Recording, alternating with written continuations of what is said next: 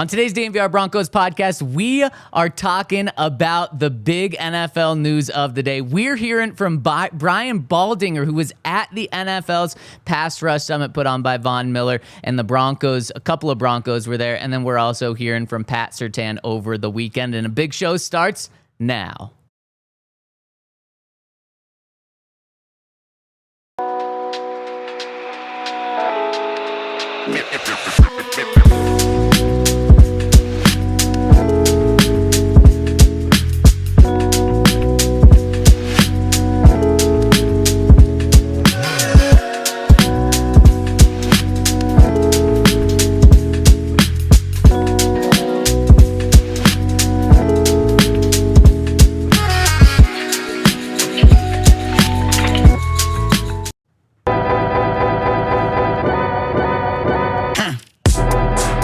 Thought this was a downtime for the NFL? Ha! No way. The NFL never sleeps. And big news coming out this morning that we're going to break down on the DNVR Broncos podcast, live from the Toyota Lounge, driven by your local Front Range Toyota stores. And we are the DNVR Broncos podcast. Ryan Koenigsberg to my left, Henry Chisholm to my right. We got you here, and Logan behind the camera, and Zac Stevens rocking and rolling with you today. Fellas, how was the weekend? Fantastic weekend. Played probably my best round of golf I've played this summer. Wow. What are we talking? How many rounds? How many rounds so far? Oh, wow. North of 20. Okay. Somewhere in that range. I shot 77, which isn't like a crazy great score, but I just felt really good. It just felt good. I just hit it really well, which was awesome.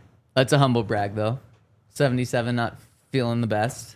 No, I was feeling great. Okay, good. Feeling great. It's just I feel like the numbers didn't reflect how well I was hitting it. Okay, that's fair. That's where it's like, I probably could have saved a couple. Yeah. Like 75 would have felt really good. Yeah. Man, I'm feeling great because it's a short week for everyone. Got the 4th of July coming up. 4th of July, maybe the best holiday, Yeah. if not second best, probably. Thanksgiving for me. Christmas is right there, then probably 4th of July. I'm just such a Thanksgiving weather being up guy there. that like 4th of July just hits different. It's really the only like real like type of holiday that happens when the weather is just elite. It's So true. Not Memorial Day or Labor Day? It Both just kind of don't- around there. Yeah, they don't feel like the same type of holiday to me. Well, and I think it's because of covering football and 4th of July, there's nothing. So it feels like a true off day. Labor Day, the That is Broncos are true. practicing. So it's not really an off day. Memorial Day, they're in OTAs. I guess the point is I never get invited to like a big like Memorial Day like celebration. Used to be a Yeah. big thing as a kid because that's when pools would open. Huh. I don't remember that, but it makes sense. Yeah. Yeah, so those are usually just like a nice off day, relaxed type of day, whereas like 4th of July is like you're going to have plans. Right. Especially when it's on a Friday, leading into the weekend. 4th of July to me, they're basically two versions. There's the version where I get to blow like $400 on fireworks, and that version of 4th of July, elite holiday. The version of 4th of July where you're watching other people blow up fireworks doesn't compare. In that case, I almost feel like the 4th of July, not all that different than most other days in July. Unless you get to actually blow up a bunch of things. Because otherwise, it's just things that you do. There's no real difference. Yeah, I mean, like you're going to go boating. You or can you're boat gonna any go to day. a party. Like, it's not the same. Okay. You're going to dress differently than you normally would. I'm probably just going to wear this hat. I guess that's the other thing is I'm not big on dress up. Don't wear all black though. Oh, Like outside of the hat. The hat kind of fits the red, white, and blue, so Interesting. you can get away with that. But like, Ryan, imagine this is a day that one of the few days you don't wear black. No, I'm going to wear black, but Oh no! Yeah. Come on. I got a specific shirt just for this year. It says red, white, and Kerrs Light. wow. Okay, and it's black. It's black, Oh, but Shouldn't it be- has red, white, and blue letters on it. okay, that's a little better. Yeah. A little better. Speaking of fireworks, the Dolphins and Steelers set off some fireworks in the NFL world today by making a huge trade. And what was weird about this trade was how it leaked out. At first, it was the Steelers are trading Jalen Ramsey to the Pittsburgh Pittsburgh Steelers, and then like 30 minutes later, it came out. Oh, by the way, They're trading him for Minkah Fitzpatrick, which is like, oh, another curveball, just makes it even more blockbuster. And then like 15 minutes later, it came out that Juwan Smith, the tight end with the Dolphins, is also going to Pittsburgh. And then about 10 minutes later, it came out that a 5th-round pick is going back to Miami. So it's a huge deal that just kept getting bigger as the news continued to break. What'd you guys think of it? I mean, I love Jonnu Smith. I think he's been the most underrated tight end in the NFL for so long.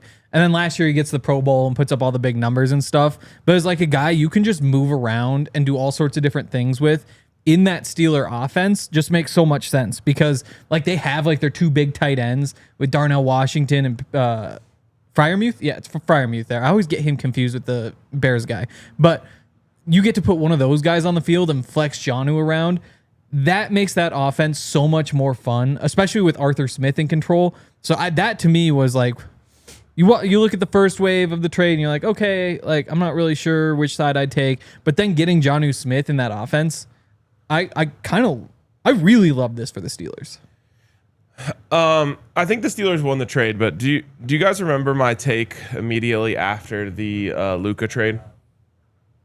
No. Remind me. I said this doesn't give either team a better chance of beating the Nuggets, so I don't care about it. Yeah. And I was right. Both teams went out of the playoffs or out of the season before the Nuggets did. And it was just like, okay, that just like that sucks for the Dallas fans, I guess. Now the Broncos aren't quite on the contender plane that the Nuggets are. But I feel the same way. I'm like, okay, yeah, you guys both just kind of like, you're both 2 mid teams that traded some good players, and now you both are 2 mid teams that have different good players. Completely agree with you. And I think this was actually kind of a good trade for both sides. I think Minkah is a better player than Jalen Ramsey. I think Jalen Ramsey is trending in the wrong direction. Minkah's only 28 years old, and he's a heck of a player. So I think when it initially came out was those two, I thought the Dolphins would won the trade getting Minkah back. And then when you throw in Juwan Smith, I think it kind of evens it out right there. But man, this is these are big names. But Ryan, I agree. I mean, the Steelers are going all in on a 41-year-old quarterback that is trending in the wrong direction. The Steelers are a threat to nobody. They have Aaron Rodgers as their quarterback. They're a threat to the Browns. Like when those two go head to head. Sure, yeah. Yeah. Okay. The back-to-back playoff appearances. Uh-huh. Been to the playoffs 4 of the last 5 years. Uh-huh. Like, yes, maybe not on contender tier. Yeah, we know they always have a winning record. That's just going to happen with Mike Tomlin. But let's not say that, like... But their quarterback sucks. Yes, he's terrible. Welcome to the club, Ryan. Okay, what would the Steelers be with a good quarterback? Say they just have, like, whoever. Give me the quarterback. Fringe top 5 guy, whoever... So Joe Burrow. No, he's in the top 5. Whoever you want who hasn't, like, won an MVP or something. Josh Allen. No, he just won an MVP last year. Right. He just shouldn't have. Yeah, and Josh Allen's in that top tier. See, I throw out Joe Burrow that got shot down. Josh Allen gets shut down. Joe Burrow's like right there. The top 4 is Mahomes, Burrow, Allen, and okay, then borderline top 5. Let's just go Bo Lamar. Nix. They've got Bo Nix. No. Okay, no Broncos, because again, that's Q's things. Let's say they have. This game is way harder than I thought it would be. Justin Herbert. Okay, Justin Herbert He's with not the Steelers. fringe top 5, I didn't by want the to give way, him that respect. Well, he's not fringe top 5, but he is a 10. good quarterback. Yeah. I thought this was gonna be so Who's easy. the 5th best quarterback in the NFL? I don't know. Because it is that next tier. Yeah. A Dak's in there. You would probably say Jalen Hurts. It's for sure Jalen Hurts. Jaden Daniels. Okay. But then what are the Steelers? A threat. Okay. Yes. So the only difference is they don't have that, and that's why I can't go over the top. But The again, only difference is the most important position in all of sports, though. yes. Let him Yes. But think back to what the Steelers have been recently. So it's been last year was Russell Wilson. Here, would you rather have the combination of Kenny Pickett and Mason Rudolph, who made it to the playoffs 2 years ago, the combination of Russell Wilson and Justin Fields, which was really, I guess, just Russell Wilson for the most part, or now you get Aaron Rodgers? I'll take the Russell Wilson, Justin Fields combo. Over Aaron Rodgers. Yeah, for sure. Fair enough. Aaron Rodgers is, I actually think he has the highest chance of all of those guys to give Mike Tomlin his first losing season because he just messes things up beyond just the football field, in the background too. Yes. Yeah, okay. Fair enough. But I would say that this Steelers team is every bit as good as the past 2 Steelers teams. This would have been a good day to do like the addition subtractions thing because they just dumped like 12 guys who were disappointing and brought in some others who might also be. But that's why when I look at them, I'd say just as likely as not they're in the playoffs again this year. And the Broncos, as much as, again, we all think that they're really good, we see them as contenders, whatever. I'm not sure what their odds to make the playoffs are, but I would imagine to an outsider, that is that same tier of trying to make the playoffs, you know? And people might think the Broncos have a better shot than the Steelers, but I don't think that the gap between these two teams is all that big. And on the other side, when I look at the Dolphins, man, it feels like they are in absolute no man's land. Yes. Like, it seems like Tyreek also might be traded, maybe wants to be traded. Maybe after making this move, they get a little bit younger in their secondary, so maybe they're okay with moving on from an older guy like Tyreek Hill. And man, we like what Mike McDaniel's doing there. Yeah, well, we like him. Not what he's doing. We like him. He also came across better when they were winning. It's just like, now the tuxedos seem kind of effed up. Exactly. Yes. It feels like such an easy team to completely forget about, especially being in Miami. Yeah, they are not a threat. No, they're definitely not. And like we're now at the point where the Broncos, we have to think about who's a threat in the AFC, and the Steelers nor the Dolphins are a part of that group. The Steelers are going to make the playoffs, I think. Yeah. And they'll lose in the first round. No, for what it's worth, they're going to go 9-8 and not make the playoffs. For what it's worth, right now Broncos minus 120 to make the playoffs. Pittsburgh plus 130. So that, I mean, to an outsider, would be pretty competitive in that group. I mean, that's 9-8 and not making the playoffs. That's exactly what I think of them. Could be. And again, I'm not saying the Broncos are the team to beat. Mm-hmm. I'm just saying I got to look around at the teams that I say like, oh, they pose a threat to whatever the Broncos' goals are this year, and the Steelers or the Dolphins are not one of them. You're not worried about making the playoffs then? Like they can make the playoffs. That's all they can. Okay. That's all they can do. But like from a Broncos perspective, like Broncos, you're not worried about Broncos making the playoffs. Like to you, you're just looking. You're not looking at that like benchmark. Exactly. Okay. And just remember, Aaron Rodgers when he gets to the playoffs absolutely falls apart, time and time again. So you don't have to worry about that. It's happened for about 10 straight years. Yeah, exactly. So did Drew Brees, for what it's all worth. of that about Aaron Rodgers. If anyone's going to be able to control him, it's Mike Tomlin. It's crazy the type of players that he's had on the team that have seemed like they're good, and then they go somewhere else and completely fall apart. Antonio Brown, Le'Veon Bell. There's so many guys that Mike Tomlin has been able to control. So he's probably their biggest key for all of this, and I just still think that the Aaron Rodgers is going to outweigh everything. Yeah. It's like you have a 41-year-old head case who's completely unlikable and not nearly as talented as he used to be as your quarterback. How can that work? He's better than Kenny Pickett and Mason Rudolph, though. Maybe. And that to me is the only benchmark you need to clear for them to be like his stats a good, solid last team. year weren't as bad as I thought they were. But it's because he's selfish. He just plays for the stats. That's probably true. Oh my God, he took 40 sacks. Yep, there you go. Okay, so we are going to hear from our guy Brian Baldinger. We'll get his take on this trade and talk about the Pass Rush Summit. He's going to join us in just a minute after we give a shout out to our friends over at First Bank, where First Bank, you can do it all over at First Bank, and they, whether you're on the road or at home or somewhere in between, First Bank makes banking easy, convenient, and secure. Their mobile banking app allows you to check balances, pay friends, and manage your money anytime, anywhere. And here's the best part. Open a new First Bank checking account today, and you could earn $300. First Bank is all about helping you stay on track. Their tools make it simple to stay in control of your finances without the hassle. No matter where life takes you, First Bank gives you the freedom to bank how and when it works best for you. So if you're ready for a better banking and a chance to earn a little extra, head to efirstbank.com/bonus. That's efirstbank.com/bonus to open your account. Bank how you want and when you want with First Bank. Certain restrictions and requirements apply. Member FDIC. And shout out to our friends over at Mando. I've got my Mando on. Went with the Pro Sport today. I couldn't find the Clover Woods, which was a little disappointing because I don't think this is going to be like all that intense of a day. So I kind of wanted to go with the Cloverwoods. It is what it is. You can't go wrong. Also, I have options like Mount Fuji or bourbon leather, which I don't know. When I saw the bourbon leather, I decided I didn't need that because I'm just not that type of man.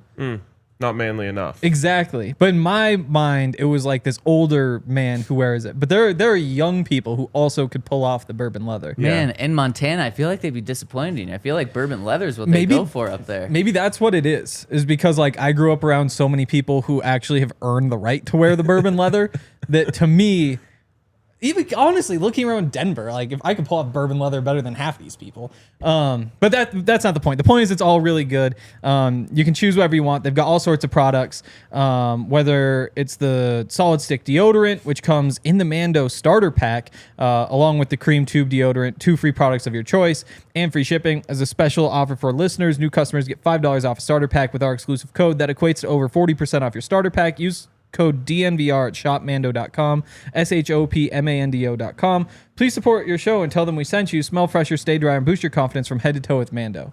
One last thing, because people are saying it's a crazy take that I would take Russ and Fields over Aaron Rodgers.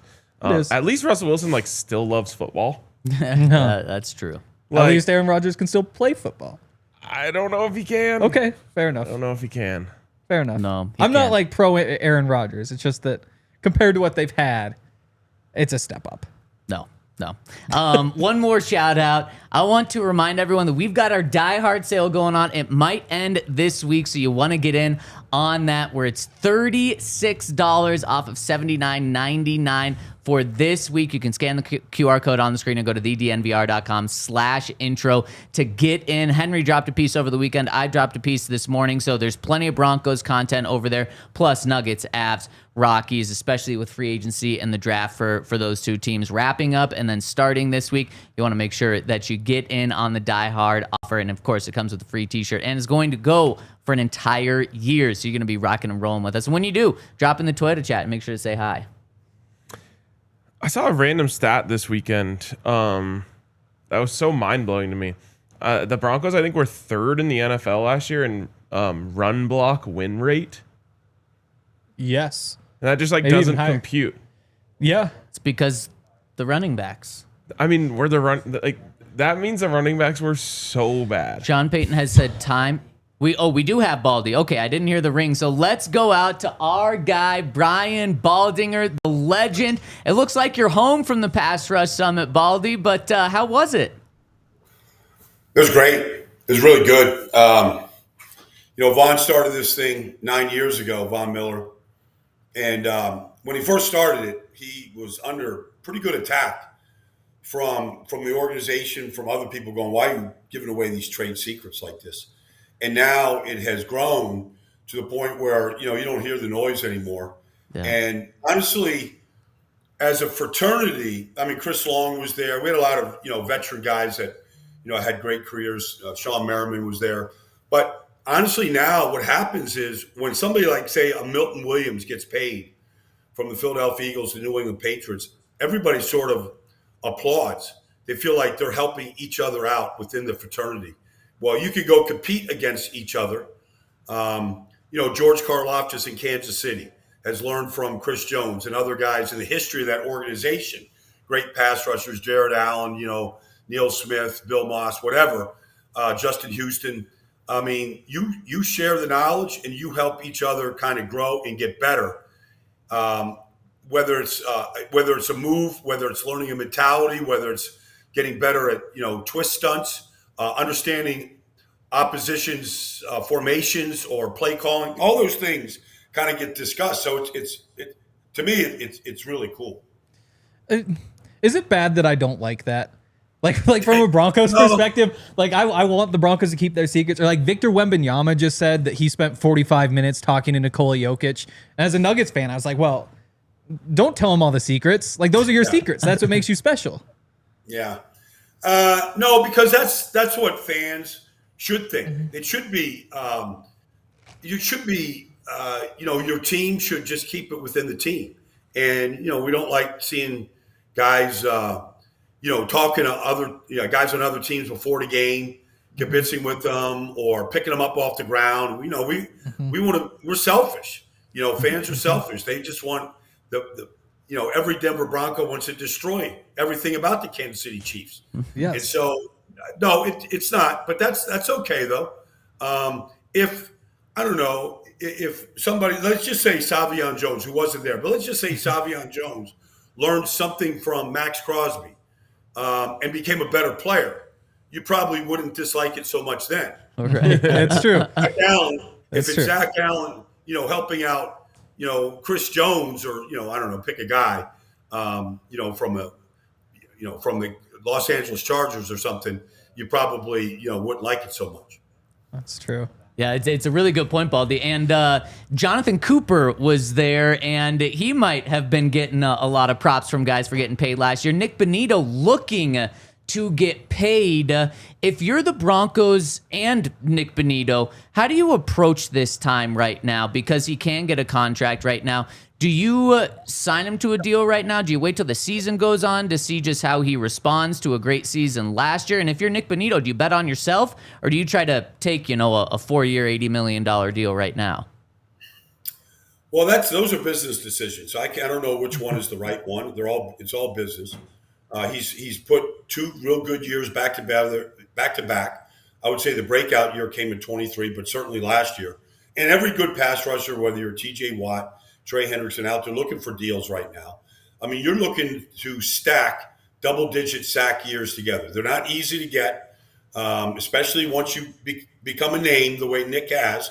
You're going to get a lot more attention. We talked a lot about it. The chips that are coming, the slides that are coming, all those kind of things are now going to be coming Nick's way. He's not going to surprise many people this year. And so I always feel like players should always bet on themselves. When you if you get the guaranteed money up front and extension, then you got to say, okay, well, where am I slotted? Am I slotted with Nick Bosa? Am I the next great guy to get paid?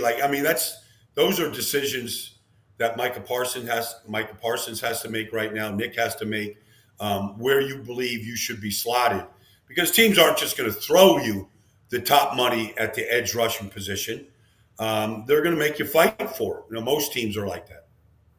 Baldy, we've been talking this morning about the big trade in the NFL that went down, and most of our conversation has honestly just devolved into how far can Aaron Rodgers take the Steelers, and we're pretty opinionated on it. So I'm not going to lead you one way or another. I just want to hear, how far do you think Aaron Rodgers can take the Steelers? Well, honestly, he wasn't very good last year. I don't care what the stats say. He had chances to win the Denver game. They couldn't score a touchdown against you guys. Yep. They were on the 1-yard line, and they couldn't score a touchdown. I was there that day. I announced the game for national radio. They couldn't beat Minnesota in London when he had a chance to win the game, and he misses Garrett Wilson for an open touchdown, beating Stephon Gilmore. He couldn't, come back and beat the Seattle Seahawks after he threw pick 6 to Leonard Williams and had a chance to go win the game. He had chances in Aaron Rodgers style to go down the field and win the game.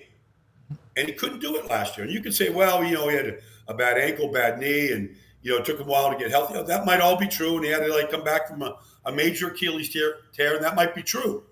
But that's after he had the entire offseason with all the guys that he wanted, with Alan Lazard and getting Devontae Adams. And he got all his guys there, and they still couldn't make a dent, in the AFC East. And so now you're going to say, okay, with no offseason, with a completely different team, and in a system that's completely, this isn't, Nathaniel Hackett calling plays and his buddy. This is, Arthur Jones. And I just think it's uphill right now.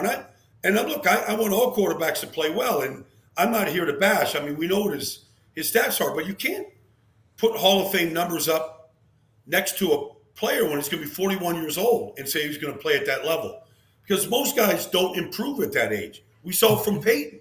If it wasn't for the Broncos defense 10 years ago, they wouldn't have won that Super Bowl. So I think it's going to be tough. But look, the trade, I love Minkah Fitzpatrick, but he's got one takeaway in 2 years. If your safeties aren't taking the ball away, are they really any good? Because that's what you got to do. You look at, say, a CJ Gardner-Johnson in Philadelphia. He's been there for 2 seasons. He's got 12 interceptions. You know, I mean, you go through the list. You look at what they did, you know, with Xavier McKinney in Green Bay. You know, I mean, they tied for the league lead in takeaways last year. I need my safeties to take the ball away. And Minka hasn't done that the last 2 years. Man, Baldy, really good points all around. Another part of this conversation that we talked about was, are the Broncos better than these two teams that just made this trade? Are they better than the Steelers? Are they better than the Dolphins? Do you think that the Broncos right now and going into this year are better than those two teams? I think they're better than the Dolphins. I think the Dolphins are going to struggle defensively. I think offensively, if the offensive line comes together, and that's an if because it hasn't, but I was there at minicamp, and if the guys stay healthy up front, their offense could be very good. You know, Tyreek and Waddle and the two backs. I mean, they got a chance to be very good offense. Tua stays healthy. We know that's a big if. I don't believe in them defensively right now. Their secondary looks a mess to me. It's one of the reasons why they just made the trade. They knew they were going to lose Jalen. He didn't want to be there, so they got rid of Jalen. But I don't know. You know, Minka he couldn't. The day that he got traded from Miami to Pittsburgh, literally, I think was the greatest day in his life. He was born to be a Steeler. So they come back. I don't know. But the other team that you mentioned was the Steelers. Steelers. Yes. Well, I think defensively they could be very good. Offensively, they got a lot of young guys in the offensive line. You know, Aaron's coming in. I know they got one big name in DK, but you know, does Roman Wilson step up, who was hurt all year last year as a rookie? I kind of thought he was a lot like Lad McConkey coming out of college. And so I'm not sure what he is right now. They tell me he had a great offseason. But I just don't see – I don't know. If Pittsburgh wins 10 or 11 games, I think that would be a great season. So I think Denver is further along, and they've got a quarterback for the future. I mean, if Aaron plays one more year, they're right back to where they are with no quarterback, and they're still trying to replace Ben Roethlisberger. So – I would say the Broncos are further along right now than Pittsburgh. Love it. Yeah. Going back to the quarterbacks one more time. The other question that we asked was, so the Steelers have made the playoffs back-to-back years. It was Mason Rudolph and Kenny Pickett, and then it was Russell Wilson and Justin Fields. And this year it's going to be Aaron Rodgers, and who knows, maybe a little bit of Mason Rudolph too, depending on how things go. Mm-hmm. Which of those quarterback rooms would you take? Which do you think is the best version of that? So it's Aaron and Mason. Yep. Kenny Pickett and Mason. Yep. And then Russell Wilson and Justin Fields. Yep. Look, I'm not going to after even what I just said, I would say it's Aaron. You know, I mean, Aaron's just a better player than all those guys put together. So any combination of Russell and Justin or Mason and Kenny, I mean, Aaron's better than all of that. Regardless of no offseason, whatever. I mean, it's just this is the better version right now. Okay. That's very fair. Pretty much ends up in the middle of where all of us were. Yep, exactly. Baldy, final one for you. Anything that we need to know from Von Sachs? I mean, whether it's about Von, whether it's about Jonathon Cooper or Nik Bonitto. I mean, you're our insider there. You're the insider for the outside world here. Mm-hmm.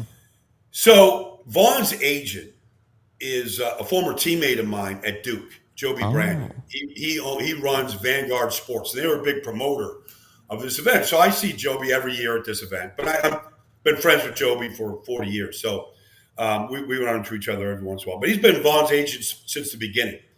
And I thought, you know, like I mentioned on your show a couple weeks ago, I thought it's a natural for Von to end up in Baltimore. So he didn't. You know, when I threw that out at Joby, he didn't say anything. He goes, we've got 3 very interested teams. But he didn't tell me the teams. So, and I didn't pry. I wasn't trying to be a reporter there. But I think Von feels like there's a pretty good chance he's going to sign at some point, either before camp or, I mean, I don't think Von's too crazy about going to training camp. Most guys that age aren't. They know what they need to do. He looks in great shape. So I would say that, you know, he's going to get signed here. But, you know, the thing about the camp is the game just keeps evolving. And so, you know, like when Von first started, you know, in his career, 2010, 2011, whatever it was, they didn't have Lamar Jackson and Jalen Hurts and Josh Allen in this league. And now there's a lot of those guys in this league.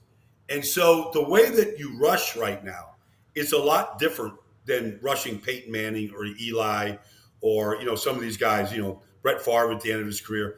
Like, you've got to almost be a cage rusher where you've got to really concentrate on keeping those guys in a cage. And so how you rush is a lot different, and it's being trained a lot different than, Vaughn just running an arm under, a ghost move, whatever, just to do anything he can to get to a quarterback. Because if you don't have your rush lanes covered, Vaughn can win the pass rush. Lamar's gone, and he might run for 40 yards. So it's a lot different now than what it used to be, and it keeps evolving right now.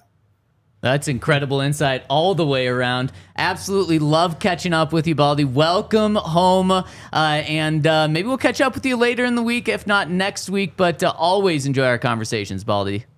Thanks, Zach. Appreciate it, guys. Talk to you soon. Yep. Man, great insight from Baldy. Vaughn maybe down to 3 teams. A lot of interest there, and I just hope it's not in the AFC West. The Chargers have been rumored to want him. He can't do that. I agree. The only thing is he gets to live in LA again. We know he loves LA. Yep. But such an odd place to love. It is. I hope it's not there. A lot of people love LA. I actually am not an LA guy. Yeah. So there's a short list of places that has like a beach and is warm. Yeah. And so you have to give it credit for that. And like the weather's good almost every day, no exactly. matter what. But then after that, that's like the entire list of good things about LA. And so if that's all you care about, then I guess I get it. But no. Let's hear from Pat Surtain. He talked at his camp over the weekend, and before we do that, I want to give a shout out to our friends over at Toyota. Yesterday, I saw the new Toyota 4Runner, and I was with my wife, and she was in the newspaper design business and knows a lot about fonts, and she goes, wow, they picked the best font for the 4Runner. And I was like, that's one thing I would have thought of on the back of their car. Can we get Annika's top 5 fonts? Wow. Yeah.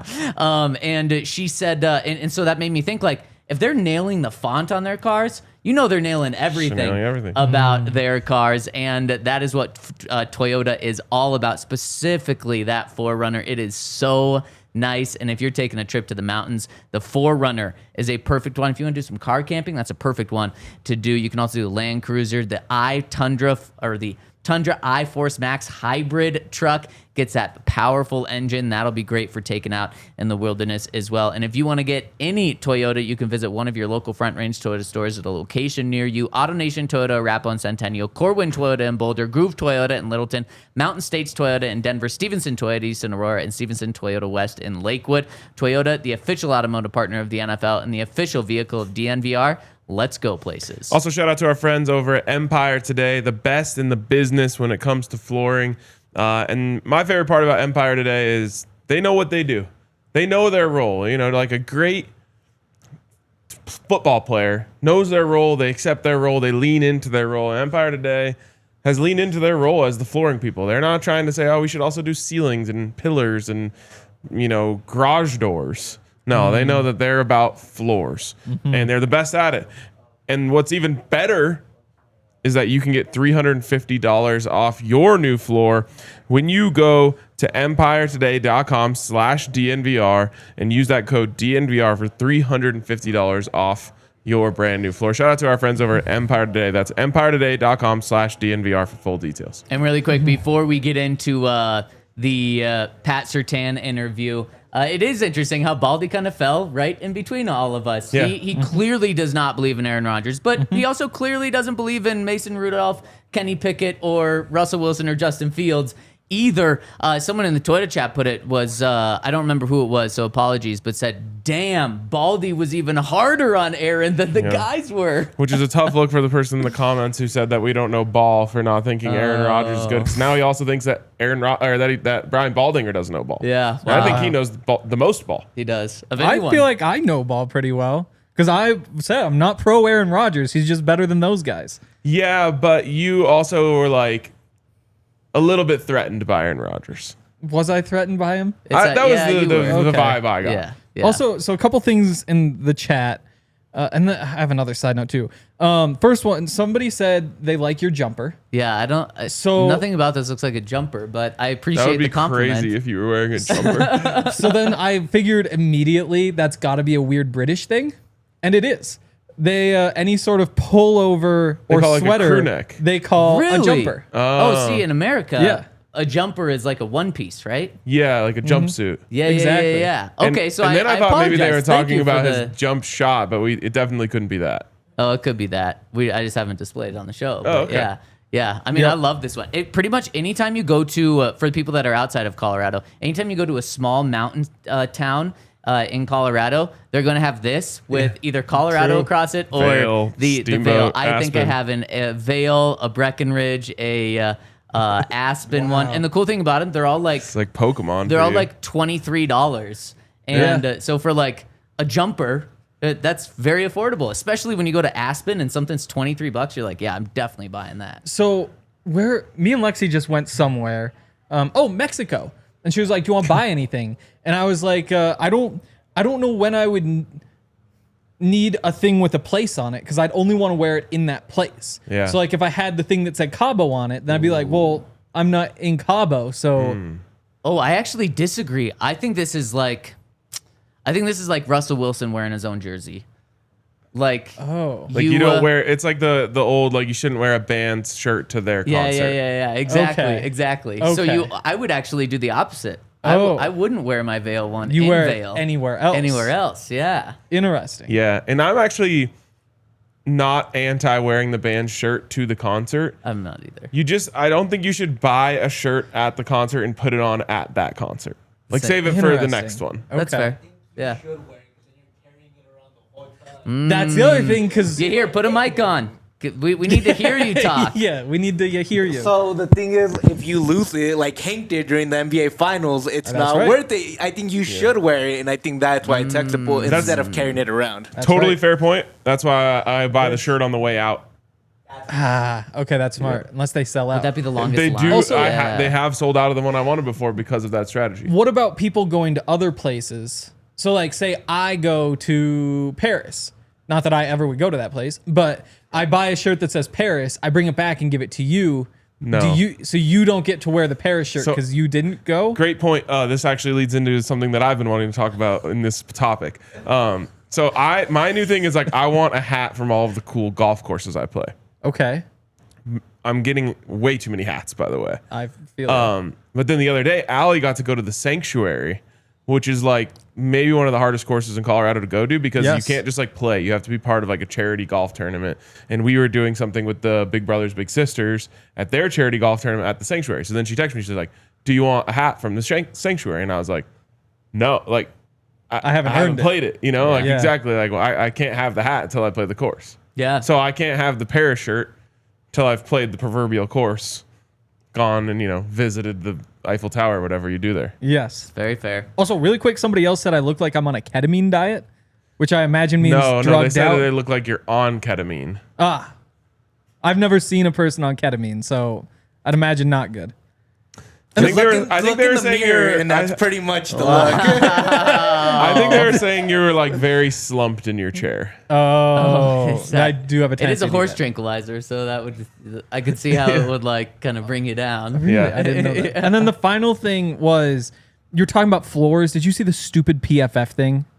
Maybe we can talk about tomorrow. But they did ceilings and floors for every rookie quarterback. Let's save it because for year 2. Because I don't know why you're upset.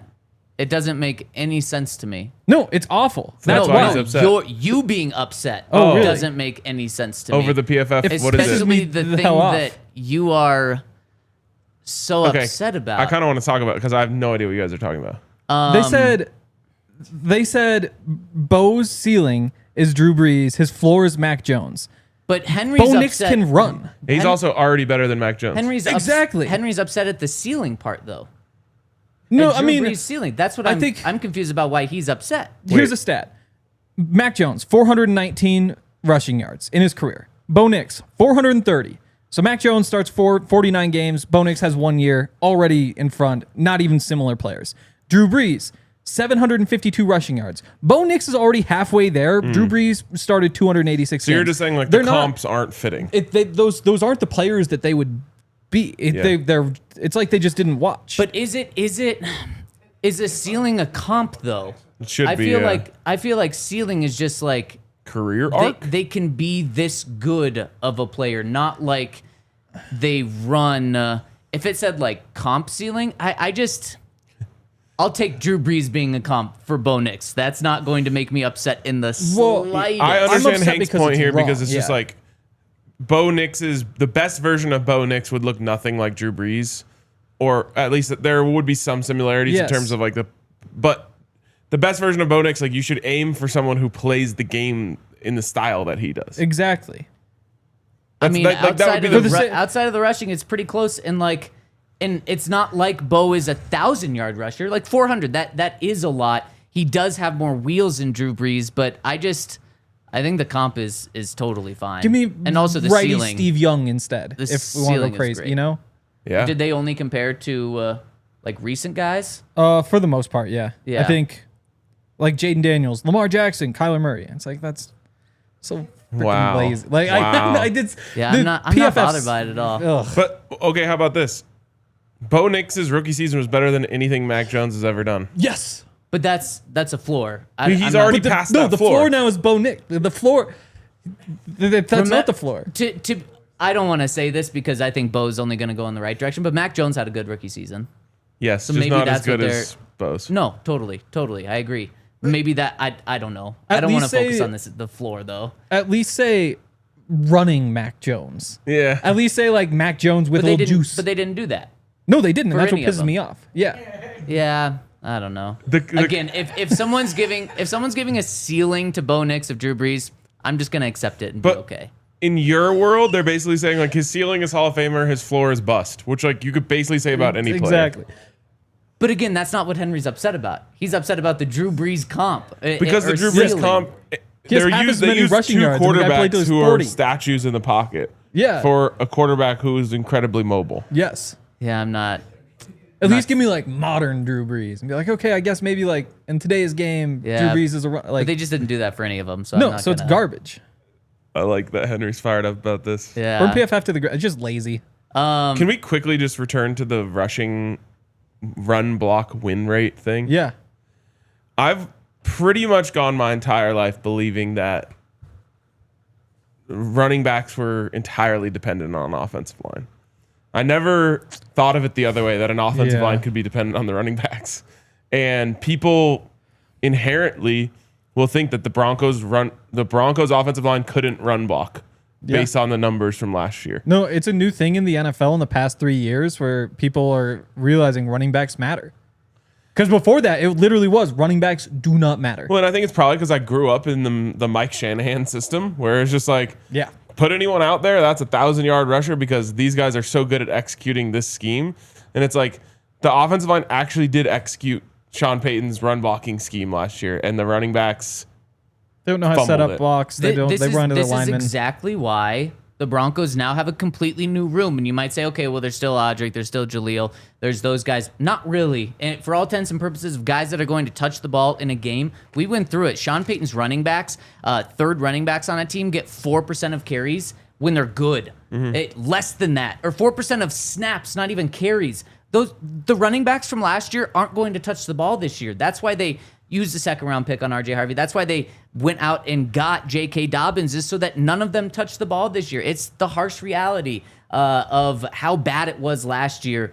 That's why they flipped it so much this year. And Sean Payton pointed to it at the end of the season. He pointed to it in the offseason. He pointed to it after the Broncos signed J.K. Dobbins. He said there was a lot of meat left off the bone on so many of those running plays. Well, the offensive line was doing their job, so he's talking about it was the running backs that just left so many yards out there. And bad. And he also said if an offensive line blocks for 5, running back should get 7. If an offensive line blocks for 1, running back should get 3. When the offensive line last year blocked for 1, they got 1. When they blocked for 3, they got 3, or sometimes even 2. That's just how dysfunctional the running back room was last year. It almost made me think that the Broncos potentially should have made even bigger investments in the running back. I mean, coming into the very fair. offseason, that was kind of one of the big things, right? Where I remember thinking they need to get 2 tight ends and they need to get 2 new running backs. And I guess Dobbins was on that list somewhere. But there really weren't great free agent options. Well, like you could have gone and got Rico Dowdle. I'm thinking more about Ashton Genty. Well, they did. They wanted to, but they just weren't going to be able to get ahead of 6. Yeah. Yeah. But they did want to. How much would you have given up? I don't know. I mean, we had that exact conversation. Yeah, I was going to say. Is it more than you would have given up then? Yes. Okay. Now that I realize that basically they're a running back vision away from being a great running team, and if they're a great running team on top of what Bo did, then they're a big problem. I just thought I don't know. It hadn't hit me just how bad the running backs were. I kind of thought it was like collectively they just couldn't get the running game going, and like that stat, which there was another one that accompanied it that basically said the same thing, would just tell you like the running backs were just garbage. Yeah. Here's the thing. I think it would have taken 3 first-round picks, including this year's first-round pick, in order to get ahead of the Raiders, because that's what the Raiders weren't going to trade with you. So you had to get in the top 5. Going from 20 to top 5 is going to cost you so much. Would you have done it for 3 first-round picks, or would you have stayed with the picks that you have now and then gone the R.J. Harvey, J.K. Dobbins route? 3 first-round picks for a running back is certifiably insane. You basically better get a first ballot Hall of Famer.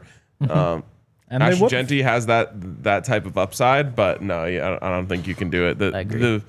If for whatever reason it doesn't work out, let's just say, I wouldn't wish this upon anyone, but let's just say he blows up his knee year 1, like you've just absolutely cooked yourself. Yep. Yeah. I think, 2 things. So first, Broncos 16th in total rushing yards, 21st in yards per carry last year. So like you have to remember that it wasn't a terrible rushing game. It was just like a little bit disappointing, especially when you consider how good the offensive line is. Yards. I think that's terrible for the running backs when the offensive line is that good. Yes, I agree. So yards after contact per attempt, 30th. Yeah. Yeah. And then what do they call that? Next Gen Stats does the rush yards over expected. So basically, like they use their computers and say, "Oh, average running back gets however many yards here," and the Broncos were 24th. Yep. So that's where those are the 2 numbers where you see. And people do think of Drew Brees when they think of Sean Payton, rightfully so. Sean Payton always has a good running game, or at least wants to have a good running game. That's something that flies under the radar. So those running back moves are going to be huge. Okay, because we've had so much to talk about, let's push Pat's interview off till tomorrow. Okay. And let's dive in to the Houston Texans preview. And before we do that, just want to remind you that we've got our Die Hard sale going on. Plenty of Broncos content over at DNVR.com right now. Plus, we got Nuggets free agency starting today. You're going to want to make sure you're dialed into that. Avs just wrapped up their draft, got free agency right around the corner. Also made a big trade yesterday as well. And then the Rockies are playing baseball right now. We've got all of that coverage over at DNVR.com, plus Rams, plus Buffs. So make sure, plus Rapids. So make sure to get in and scan that QR code on the screen and go to DNVR.com/intro. Training camp 3 weeks away. You're going to want to make sure you've got our access to that. Also, if you're just tuning in today, the reason why we're talking about the Houston Texans is because we're going through all of the Broncos opponents one by one. Yep. And now we get to week 9, I believe. Week 9, the Houston Texans Broncos. This is one of 2 early games for them. Maybe it's only 1. Maybe it's their only early game for them this season. 11 a.m. kick. It's in Houston, so it's 12 p.m. Houston time. Henry, take us through how the Texans are different from last year to this year. They are very different in a bunch of different ways. So departures. Lose Stephon Diggs. He was kind of useless anyway. Offensive line, Shaq Mason, not Eric Murray. Underneath the clock, we have the other one, Kenyon Green, I want to say is the other. Kenyon Green is the other. Replaced both their guards. Jerry Hughes was decent player, I guess. But then they bring in a bunch of guys. Cam Robinson, new left tackle. Sheldon Rankins. Daryl Taylor never really gets talked about, but has been a good rusher for a while. Laken Tomlinson has not been all that good, but replacement guard. And then the 3 big ones. Nick Chubb at running back. Christian Kirk at receiver. And then CJ Gardner-Johnson, who we heard from Baldy. Again, just a playmaker. Yeah. CJ, I mean, every team can handle CJ Gardner-Johnson for 1 year. And they usually yes. get better that year. They do. Yep. They yep. do. I mean, the Texans, to me, really seem to be not going all in, but really, really building a team to win in CJ Stroud's rookie contract window right now. We saw him make a big push last year in free agency by adding Stephon Diggs and making that trade last year. And then they just continue to add pieces this year. And that's what they should be doing. That's what the Broncos did this offseason. They went in on Bo Nix more. They're going to do it again next year. And that's what the Texans are doing. So they should be better than last year. Will they? I don't know. Let's talk about it, because this is a team that 2 years ago really made the biggest jump that pretty much any team can make, going from the number 1 overall pick, getting CJ Stroud, to then a playoff team. CJ Stroud was incredible. Their coach was incredible, did a great job in his first year. Then last year, everyone kind of took a little bit of a step back, but they still won their division. So they were still good enough. And then both years they won a playoff game, which is just like the fascinating thing. It's like, oh, they took a step back last year, yet they still won a playoff game as the Houston Texans. Like, pretty impressive. So how do you guys view this team? Are they good? Are they a competitor? Are they not even a playoff team? How do you view them? So starting with the playoff thing, so it's important to remember that they play in the AFC South, so it's a home playoff game. They get to play against a wild card team. Yep. You know, it's a little bit different. Like, if the Broncos had won a playoff game last year, it would have been way more impressive, because that playoff game is on the road against the Bills. Either that or they win the division. And, you know, so the playoff wins, obviously great. You give them credit for it. But it doesn't change my opinion of them too much, because, again, that's the benefit of coming out of your division, and it's an easy division to win. To me, it's like the identity is the question. Because at first, it was CJ Stroud, we're going to throw the ball over the place. After that, like last year, one of the best defenses in the NFL. Like, by DVOA, they were the number 3 defense in the league. I think maybe they're starting to settle in on, like, this is going to be an awesome defense. The pass rush is insane. We've got the coverage. And then the offense, we can, you know, make plays, but like the running game's not all that good. And we're going to lean on CJ Stroud to kind of keep things afloat. But to me, for them, this year is all about just like figuring out what exactly you are and what you do. Yeah. I can guarantee this. The Texans will make the playoffs, and they will be the first game of the weekend, playing at Saturday at 11 a.m. That's what the Texans do. Yep. I'm pretty sure ever since they moved to Houston, since they started in Houston, every single time they've made the playoffs, they've had that slot. Yep, because it's the trash slot. So it's just the worst division winner versus a wild card team. Mm-hmm. If the Broncos aren't able to win the AFC West this year, they're still going to make the playoffs. They need to be the highest wild card team so that they can play in that 11 a.m. game and play the Houston Texans and not let the Texans get a playoff win this year. Yeah, I really like CJ Stroud. I'm staying on the CJ Stroud train, even though he kind of had a sophomore slump. And I think that he could be one of those guys to move into 5th for the top 5 quarterbacks in the NFL. And so I think that they can go as far as he can take them if he takes that big leap forward. It's funny, actually, though, when I was speaking at the kids broadcasting camp on Friday, one of the kids asked me, do you think Bo Nix could be a top 5 quarterback? And it was like the same thing we were talking about this morning. It's like, who's 5th? 5th is kind of up for grabs. So I said, yes, I think he can.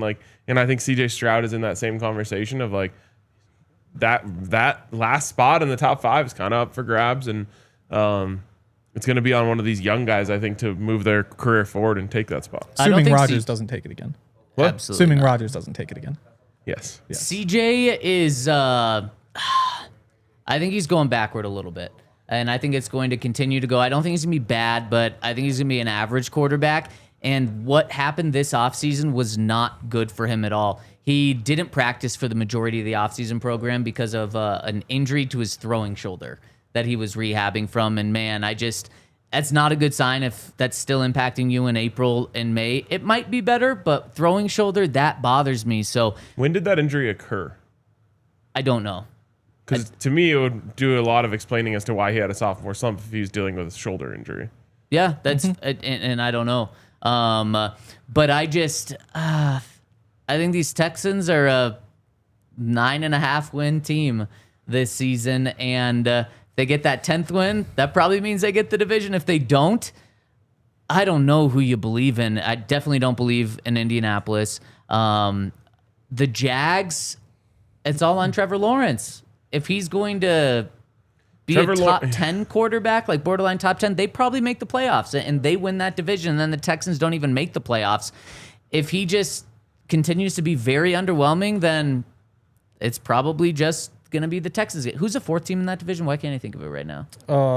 Colts, Texans, Titans. And the Titans are, yeah, they're not doing it this year. So, Trevor Lawrence now has like a top 3 or 4 wide receiver duo in football on his team, at least as far as I see it. So if he can't get it done now, I think it's just like it's over for him. I mean, he had a really good receiver last year, and I know it was just one, and now he has Travis Hunter, which is a big boost to that receiving core, but like still, it was over for them last year. I don't know. It's fascinating. All right, let's break it down. And let's start with the quarterback position. This is an interesting one. Would you guys take CJ Stroud right now or Bo Nix? It's still Stroud for me. And I think it's Bo for me. So Ryan, you're gonna be the tiebreaker. Why didn't I speak first? Yeah. To me, again, just the slump thing. To me, that's just the offensive line. Like he was just taking a beating all year. That's why he gets hurt. Like I get that quarter sacks can sometimes be on the quarterback, but when there's like the track record of him not taking many sacks, and then all of a sudden there are a bunch, I think if he had the Broncos offensive line, it'd be a little different. Yeah, Sean says sacks are a quarterback stat. He has 38 and he has 52, so I think 38's in him. 52 sacks. Yep. 38's a lot too. It is. I mean, it is way too much. Yes. It's okay. Do you think it's? I'm just kind of where I have been on a bunch of these. It's just too soon for me with Bo. Yep. But it's also kind of too soon for CJ to like. There's a tie. This is kind of like a tiebreaker year for him.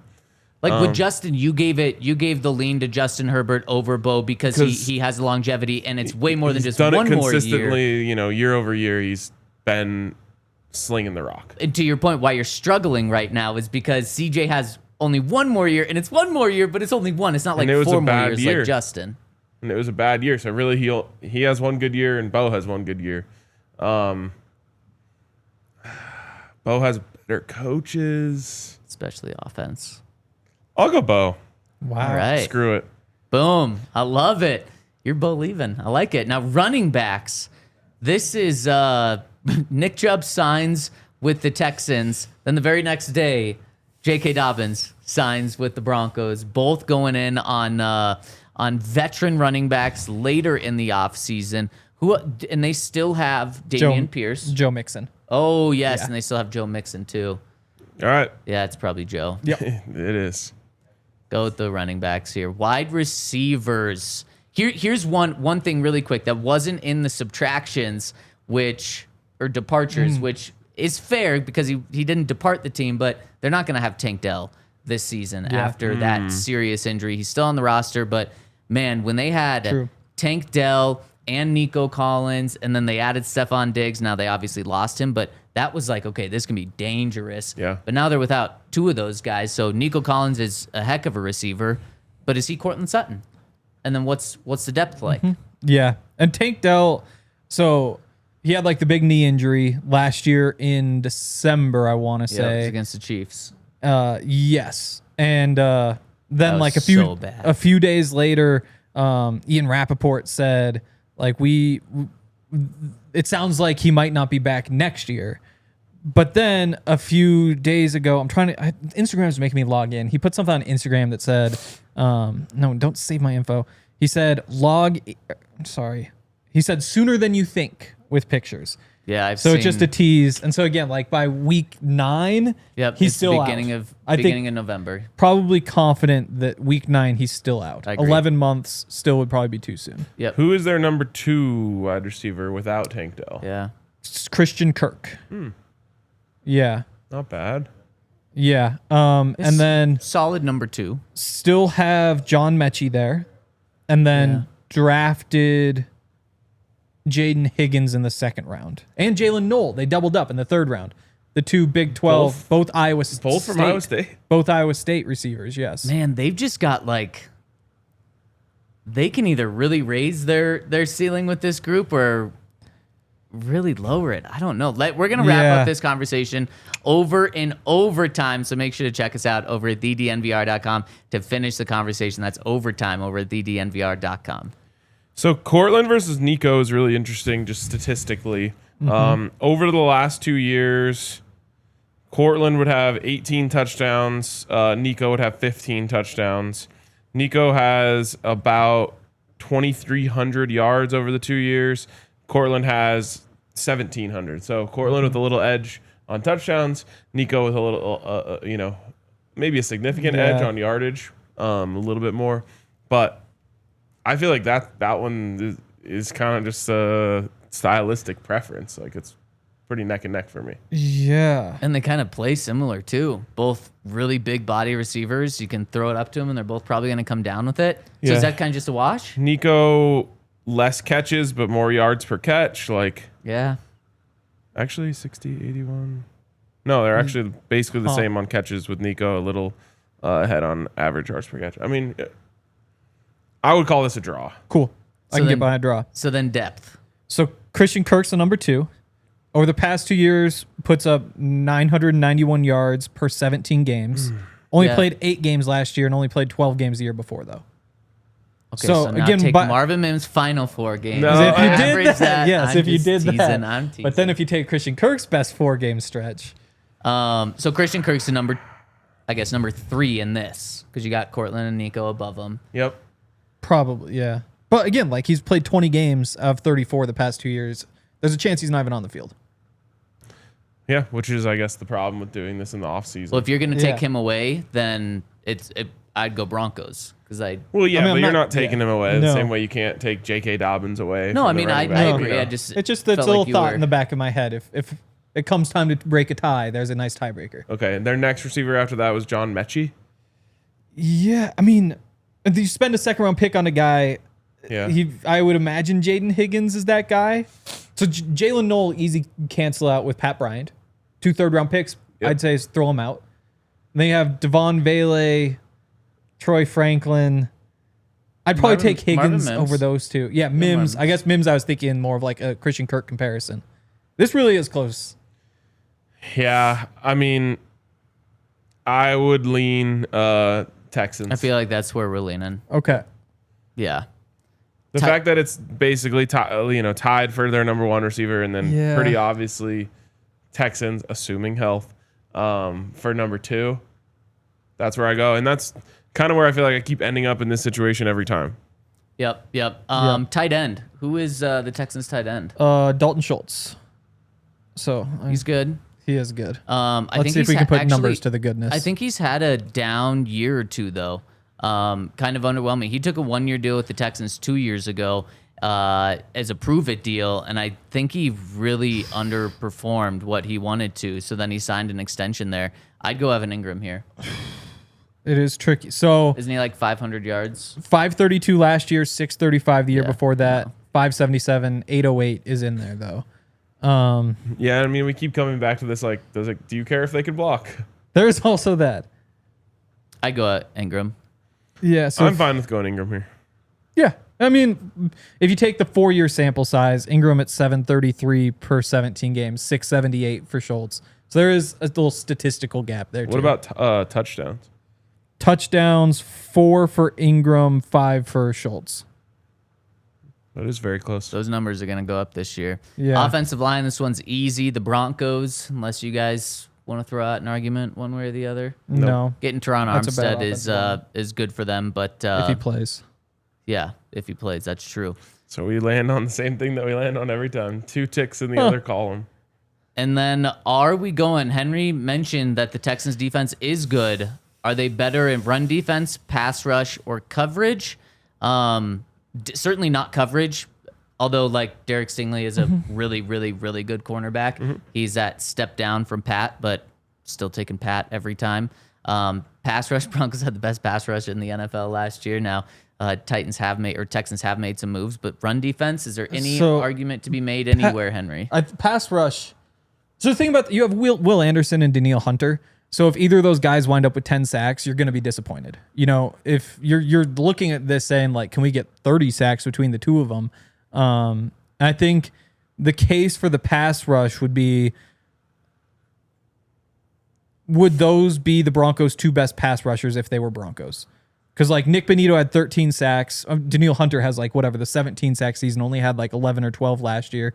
And then Will Anderson in his second year went from 7 to 11. So does he get those other 2 sacks? Does Bonitto get better?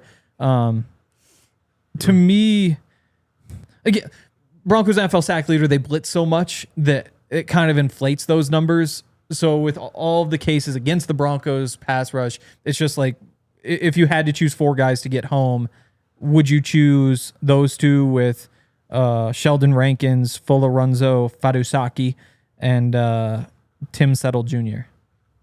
It's a conversation. To me, this is kind of a push, maybe. Yeah, I actually think we probably could have gone like push in several categories in this. Yeah.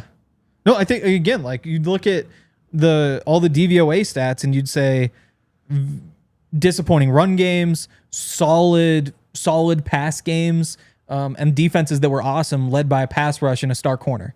Like these two teams are very, very similar and in very similar timelines as well. Man. So would you make the argument for the Texans to be above the Broncos in any part of the defense? Mm-hmm. I mean, last year their run defense was 11th in pretty much every category. Yeah. So to me, it's the pass rush. Would you make that argument though and go Texans? I'd flip a coin. Yeah, give me the Texans. I mean, you have 2 insane edge rushers. If we're looking for a tiebreaker, that's a good one. I kind of agree with you, Henry. I'm just about the interior pass rush. Is what they have better? They don't have a JFM. Or Zach Allen. Or Zach Allen. Yeah, I mean, those are the 2 guys that really stand out, and that's what makes me lean Broncos maybe. But then like the outside guys, Ryan, where do you stand? I'm with the Broncos, and it comes down to the interior pass rush for me. Yeah. Yeah.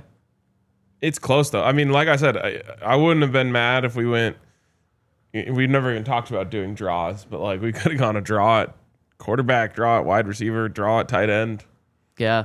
Pretty draw crazy. Here. Yep. This will be a good game. Last time the 2 teams played, it was a very good game. Came down to the final play of the game. If I got $1 million for getting the number right, I would say Danielle Hunter gets 13 sacks this year. I'd say Will Anderson gets 14. And so is that a big enough gap from the Broncos starting edge rushers that the 15.5, I think you got 15.5 from Zach Allen and John Franklin Myers last year.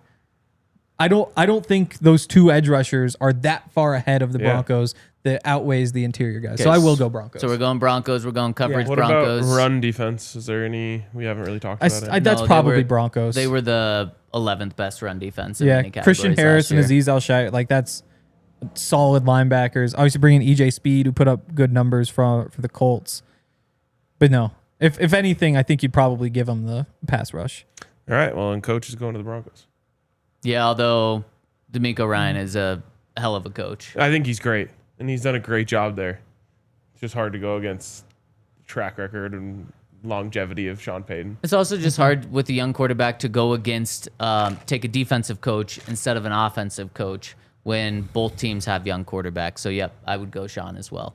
All right, there we go. Just like Ryan said earlier, it's the exact same thing. 2 on the other side. The other team gets 2, and it's on offense. Broncos sweep the rest. That's going to do it for us today. We'll be back with you tomorrow, 11 a.m., where we've got another fun conversation. Oh, we do have some super chats. Okay, thank you for the reminder. Let's dive into those.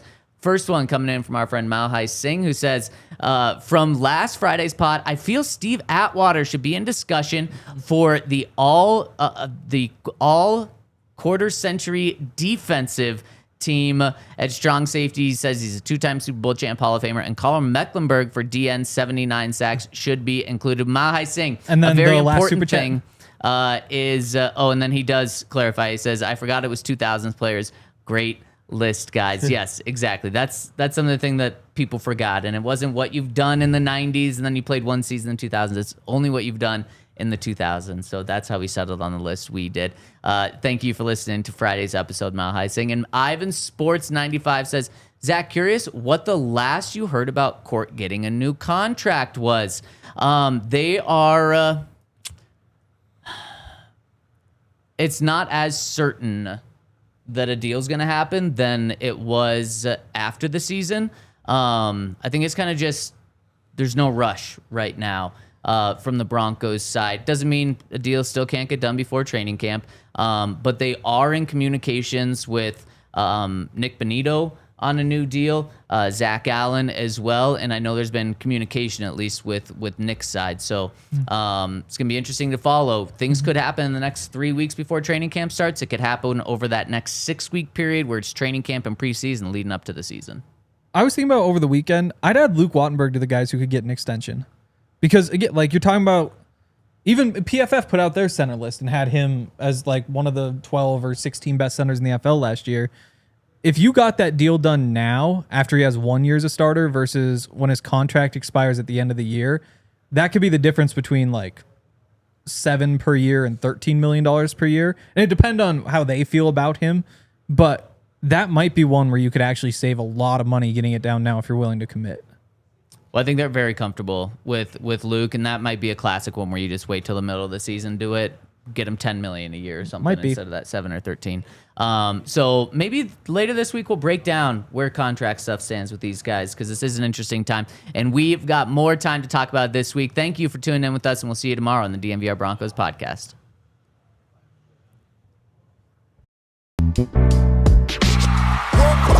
We all silly like the mayor.